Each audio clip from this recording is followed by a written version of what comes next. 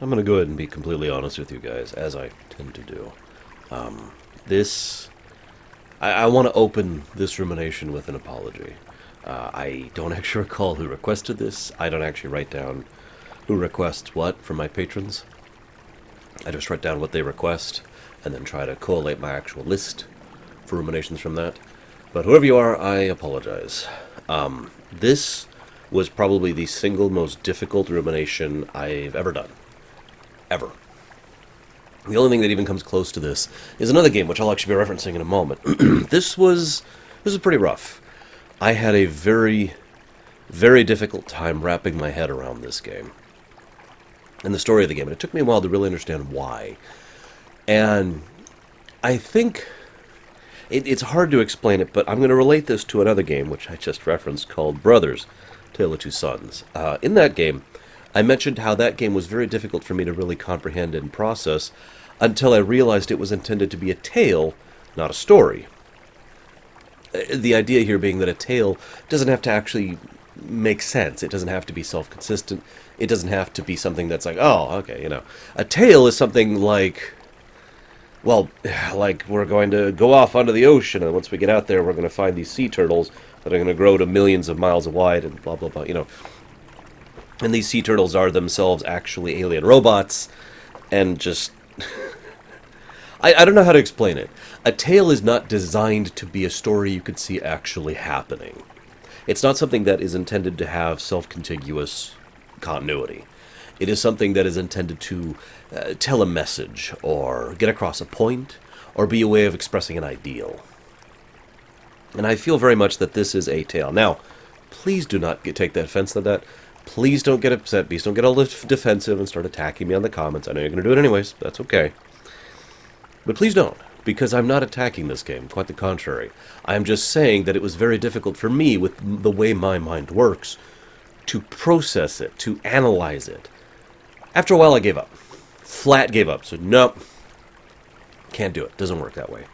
So I decided, rather than continuing to bother with trying to analyze the actual game as it's presented, and its nature thereof. I mean, I could talk about a few things, like the fact that this is the fifth Shin Megami Tensei game in the series by Atlas, which is, and everything in the game, you know, constantly refers to it being the fifth, and they make reference to the Amala multiverse and all that stuff. You know, there are degrees of continuity there, but so much of it felt more mystical than fantasy. And I know what you're saying. Arsh, what the hell's the difference? The best way I can explain that is mystical doesn't make sense to me, whereas fantasy does. Mystical is not logical or linear. Fantasy is. Okay? You with me? So, I'm just staring at this game, pushing through it like,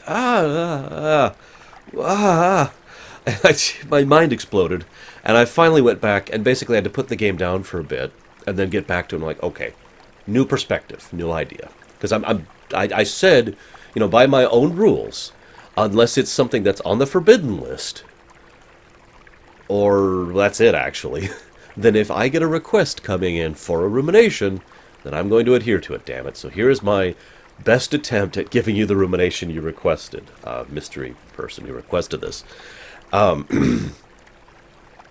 So the next thing I want to talk about, though, and it's part of this whole tales versus story things.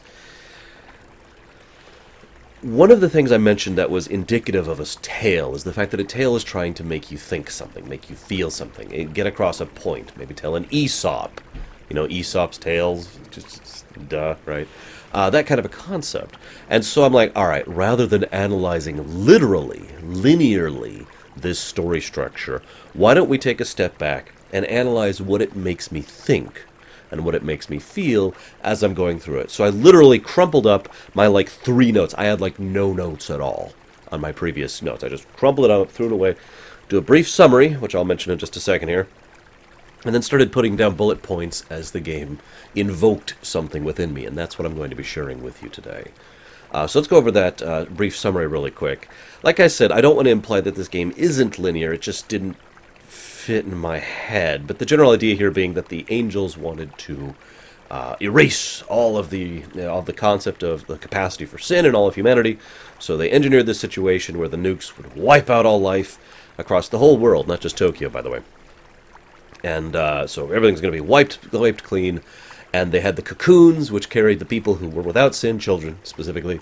And in the past, there were three, I should say. Okay, so in the past, the timeline split into three because the Amalis setting, the Shin Megami Tensei setting, is a multiverse setting. Shrug. And so one of them was the chaos path, one of them was the neutral path, one of them was the law path. And so we've got, and the one we're actually playing through at the beginning of the game is the neutral path, for reference. It is implied by the game several times that the neutral path is the good path. I don't agree with that, but that is my right as the gamer, and you may feel free to disagree with me. In fact, I actually have a very strong feeling that whoever requested this, and anyone out there who's even remotely a fan of the SMT series, is going to look at me and say, well, of course the neutral path is the good path. What else is the good path? Well, actually, my argument is that there is no good path. But I'll go ahead and tell you which path I would have chosen if not for the rumination, and I say that because the path I would have chosen ends the game about 3/4 of the way through the game. Yeah, you know which one I would have picked. Anyways, so they send all this stuff and either wipe out all life, or start this new order, or set up the neutral thing, and I'm going to stop. Let's just stop summarizing the plot. Like I said, I don't want to make this clear, because I can just picture someone saying, oh, you're just too stupid to understand it. It's not complicated. Not really. This is all about ideologies. The concept here being that humanity creates these metaphysical aspects to reality, and these metaphysical aspects then try to enforce their will back on humanity. There you go. There's the plot. Boom. Not that hard to understand. Not really. There are multiple dimensions, multiple realities. The modern day people on Mikado are in a time-distorted bubble where time is advancing at a different rate than everywhere else. None of this is really complicated. It's just the whole work was hard for me to wrap my mind around. It just felt off. I'm reminded of something I meant to say during my Persona 4 rumination, and I think I'll say it here instead.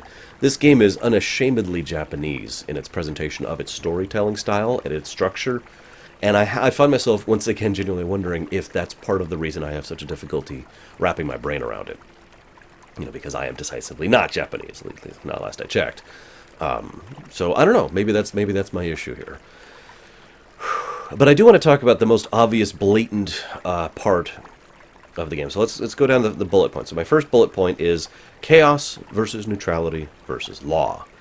This is easily the most blatant, obvious part of the thing. There's literally you've got an alignment meter during the game, and if you choose certain things, you get chaos points or you get law points. And by the way, it's incredibly you basically need a guide or need to really know what you're doing to get the neutral path to actually end up as neutral, because it's really easy to sway too far one, because there's no neutral options you could pick, at least none that I saw. You have to be like chaos, law, chaos, law in order to stay neutral. I kind of get what they were going with that. That makes sense, because that's part of the ideology here. The ideology is that neutral is not a phase of mind. It's not like there is a neutral way of thinking. Neutral just means not going to an extreme in either direction. So literally, picking chaotic things and then picking lawful things and going back and forth. That is actually the point of neutrality in this setting. This is demonstrated by, I wrote down the names here of the three heroes in the past, Kenji being the chaotic hero, Flynn being the neutral hero, Kiyoharu being the law hero. And of course we've got the demons for chaos, the white for the neutral, and the angels for the law. All of these adhere to their particular ideology. Law, of course, now, if I was to pull one thing away from this ideological struggle, I'd say that it seems to ascribe that anything taken to an extreme is bad. So the fully lawful ending, the fully lawful route, involves trying to engineer a situation like what already was on Mikado. The fact that any deviation whatsoever is unacceptable. People can't learn, can't think for themselves. I've mentioned before in several of my works the idea of total stagnation. That is exactly what is being aspired to here. That's exactly what they want. Total 100% stagnation of everything. And I'll discuss a little bit more about that in a little bit. Excuse me. And that's the law side of things, and that's just portrayed as a fairly bad thing, as you might imagine. The chaos side of things is portrayed as this berserk Darwinian fight for survival. Whoever is the strongest rules those who are weaker. The end, and everyone can choose to do whatever they want as long as they can get away with it. Total anarchy, which is also portrayed as fairly negative. And then total neutrality is actually portrayed by the ending I would have picked, ironically enough. Not the neutral ending, the fourth ending, the one where you wipe out all of existence, which is again an extreme of that one. All three extremes are portrayed as bad things. All three extremes are portrayed as wrong. I am reminded, of all things, of BioShock, where one of the main thematic points of BioShock was that all these ideologies weren't bad in and of themselves. It was when they were taken to an extreme that they were made bad. And I tend to agree with that philosophy, since I tend to be of the philosophy that anything taken to an extreme is bad, even extremism. So the idea of these forces contradicting themselves basically makes up the framework and the fabric for most of the storytelling of this game. The next bullet point I got here is the fact that they have this weird tendency to basically just kind of merge technology and the mystical. Now, in some cases, this makes perfect sense. You know, modern-day Tokyo and the artifacts thereof being stuff that they use in, you know, the medieval society or whatever, and the understanding of things like guns and a bazooka is actually flat up dropped at one point. All that makes sense. What doesn't make sense is, for example, Pluto, which for some reason is very clearly presented as if he, is a machine. And there's several other examples of this too. The angels themselves tend to come across as very robot-like, as if there's no actual sentience or sapience under there. This is something that I've seen in a lot of Japanese works. The idea that the great, things that we call, mystical or whatever, are actually just technology. And I don't know what else to comment on that, other than the fact that I found it interesting that they went that route with this one. Especially since there's a very strong implication that in this setting, that magic is the exact same thing as technology. This is actually my next bullet point. So I've often talked in settings about how magic and tech can be considered equal. Warcraft is an excellent example of a setting where, a very powerful tank is about as strong as a very powerful demon. Something fantasy versus something tech, and the two being about equal in overall strength. And then magitech things, which is literally a fusion of the two, technology powered by magic or magic powered by technology, tends to be stronger than either, right? In this setting, though, maybe this is just me, but I got the very strong impression that there's no difference between the two. That magic literally is technology, and technology literally is magic. Most especially the gauntlets are portrayed in that fashion. There's a few other little tidbits here and there that gave me that impression. I'm curious what you guys think of this, very much so. Because that's another thing I've seen several times theorized on in real-life history. The idea that, magic does not, has not, will never exist, in terms of fiction, obviously. But technology simply is magic, and vice versa. I don't know. I don't have much else to share about it. Let's move on to my next point. The Expanse. Yes, let's talk about the Expanse. So, the Expanse is something that's actually been seen several other times in the Shin Megami Tensei multiverse. We've seen this in Nocturne, for example. The previous game I played. I accidentally referred to it in my Persona 4 video as Digital Devil Saga. What I actually meant was Nocturne. SMT3 Nocturne is the other game I'd played. And there are several callbacks between that game and this one. The Expanse was mentioned there. It is kind of hinted at. We've got the Midnight Channel over in Persona 4. And just to name one example, the excuse me, still fighting off a few things. The thing I find most interesting about the Expanse, though, is the fact that its entire existence seems to be generated from the main material plane. The fact that everything that exists there exists because it was thought up, for lack of a better term, from the prime material plane, from Earth, if you will, or from whatever you want to actually call that, from humanity. This actually gets a little meta, but I want to continue my next thought, because then we talk about the white. The white, as I mentioned earlier, are the the neutrality taken to an extreme. Not the mix of both, which is how the neutral ending is accomplished, but the absolute extreme of neutrality. The absence of chaos and order. The idea that humanity needs to be wiped out. Everything needs to be wiped out. They just want to wipe the board clean. After all, it's just this endless cycle of death and despair, and they're kind of tired of it. The white themselves flat out admitting that they are the personification of the self-hatred of humanity, of the despair of humanity. We learn a lot of things from the White. Notably, we learn that in the setting, and I find myself wondering how much of this applies to the rest of the SMT series, that humanity is actually kind of the crux point of the entire setting. We get here a sort of a strange philosophical perspective that the humanity is the self-determined, belief-oriented ego, that humanity can do literally anything, as long as it has the will to do so, more importantly, as long as it has the allowance to do so. In other words, humanity will do whatever it allows itself to do so. My point I'm trying to meet here, though, is that humanity is not in control of this will. That they created their deities and their demons and the subplane and the expanse and all this other stuff was all crafted by simply the will of humanity without doing it intentionally.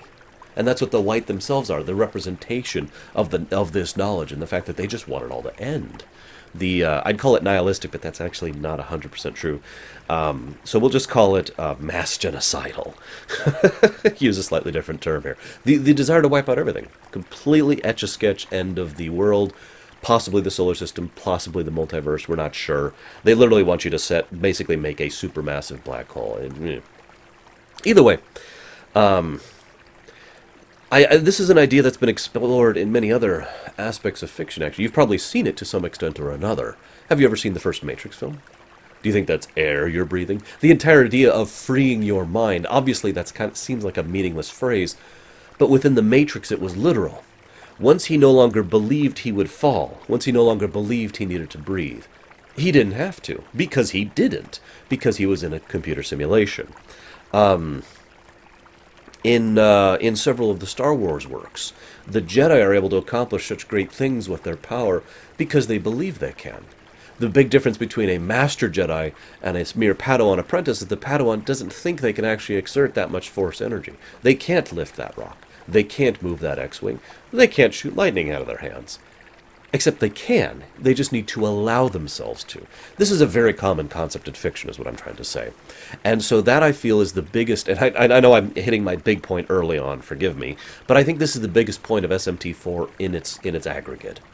The idea of self-determination amongst humanity. The idea that we can accomplish literally anything as long as we allow ourselves to do so. And the acknowledgement that that's not an easy of a thing as it seems. After all, as I mentioned again, in this setting, humanity didn't decide to make, the Great Will, or God, or Lucifer, or any other things. They just happened as a kind of a natural byproduct. We thought it should be so, so it was. Actually being able to take control of one's own belief in that system is usually very, very difficult, and in fiction especially is usually reserved for someone whose name usually begins with the and ends with one. So it's understandable why only the protagonist, who himself is basically a reincarnation in this game, can actually accomplish that kind of a thing by determining the overall fate of the people. And yet the really screwed up part is, basically all three endings imply rather heavily that despite the player's actions, the cycle will just repeat again in the future, because humanity will just conjure up the other side again. They'll just keep being resurrected, the White will come back, the demons will come back, the angels will come back, doesn't matter. This is part of why I chose the fourth ending, by the way. The entire idea was that this is a setting that is so screwed up and so messed up that it just needs to be wiped from the board. A setting not worth saving, if you will. Because no matter what happens, it's going to be this endless cycle of warg. Deliberate reference. So that's my biggest point. Really, I only have a couple of other bullet points. I'm really sorry that this is such a short video. I just have so little to talk about. I do want to talk about how the Ring of Gaia and the Ashura Kai. And I want to talk about Tamiya really quick. So the Ring of Gaia and the Ashura Kai, I actually put both of those in one bullet point here, because both of them felt to me like the same organization. Not even in a chaos versus law kind of a way. They literally felt like this is the same overall approach. Even though they're at war with each other, both of them are basically wiped out by the course of the game's events. And not literally, but in the fact that they stop being a functional power of any real relevance or political clout or whatever. both of them also seek to basically not care about humans versus demons. In the case of the Ashurakai, they want to placate the demons, coexistence through subservience. In the case of the Ring of Gaia, they actually want to work alongside the demons. But other than this key distinct point, and one other point I'll talk about in a moment, both organizations just feel to me like humanity trying to cling to some significance and relevance in their post-apocalyptic societies. And felt like a natural outgrowth of the whole humanity decides concept that I just mentioned. But let's talk about that last thing, Tamiya, and his whole thing. Tamiya, I actually don't know if I'm pronouncing that correctly at all. The evil guy.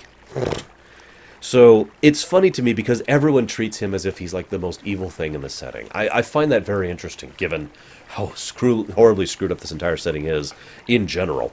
But he's the one who's a coward, who absolutely doesn't care about anyone but himself, and is the one who is basically harvesting people as food in order to feed to the demons so the demons leave them alone.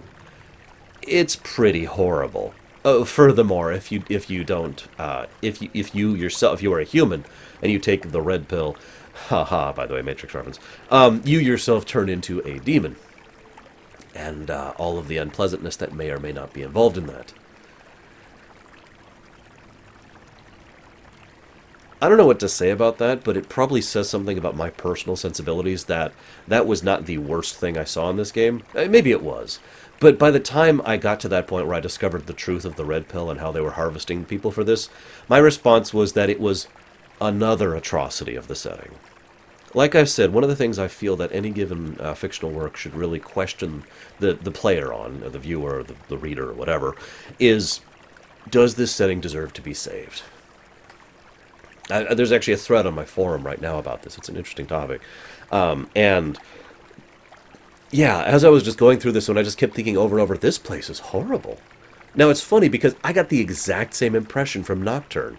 I've been starting to think that this is really a deliberate intent on the SMT series in general, because from some things I was reading up on, apparently this one, 4, actually has some of the best and most light-hearted endings of the SMT series. Yes, really. That's kind of horrifying in its own way. So when I saw that they were literally harvesting people to feed to demons, my first reaction was, well, that's messed up. Because I was already so dulled by how messed up the entire setting was. How everything was. Let me give you another example. Here's something I found slightly more horrifying. The literature thing in Mikado. There's this wonderful line where someone talks about how they're reading a manga about some fictional country called France. It's a great line. It's actually a really important moment in the story, too. But more to the point, Mikado, I mentioned earlier, is a form of extreme stagnation, and is desired to be even more so, right? It's difficult to properly express what I mean by that. It's difficult for most people to even understand that, because we as human beings in the modern society are used to ideas. We are used to the fact that we can think for ourselves. It's difficult to even imagine what it would be like to be in a society where you are so programmed, not literally, but by the culture around you and by your upbringing, to think that this is the only thing that exists. See, the great thing about this, that literature that Lilith introduces to Mikado, that literature is just regular literature. It's just ideas. It's just concepts. And yet, people are so violently mentally broken by ideas, by something that has never occurred to these people in generations, that they literally just self-destruct into demons, or are so angry that they become possessed by demons. The game kind of implies it both ways. I'm not sure which is actually true, but either way, even if there was just someone turning into a gibbering mesh on the ground, that is the level of stagnation. That horrified me. The idea that these people, when introduced to a concept like anything, the concept of, fiction, the concept of a country like France, the concept of entertainment, actual entertainment, not propaganda, just completely breaking their minds because they're so incapable of processing that sort of outside stimuli. That was horrifying.